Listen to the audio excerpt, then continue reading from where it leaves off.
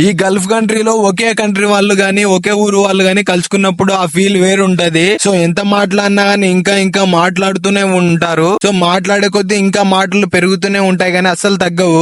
ఈ black shirt వేసుకొని ఉన్న తను మా కఫీల్ తమ్ముని దగ్గర ఎడారిలో ఒంటెల దగ్గర వర్క్ చేస్తాడు. ప్రజెంట్ నేనైతే బ్యాంక్ లో డబ్బులు వేయడానికి వచ్చే బ్యాంక్ క్లోజ్ లో ఉంది. బ్యాంక్ ఎందుకు క్లోజ్ లో ఉందా అని పక్కన మా ఫ్రెండ్ ఉంటే ఇప్పుడు టైం ఎంత అయింది, ఈ టైం లో బ్యాంక్ ఎందుకు క్లోజ్ చేశారని అడిగితే తను చెప్పిన మాట 16వ తేదీ కోవిడ్ రాజు చనిపోవడం వల్ల ఈ కోవిడ్ మొత్తానికి 3 days హాలిడేస్ ఇచ్చారు.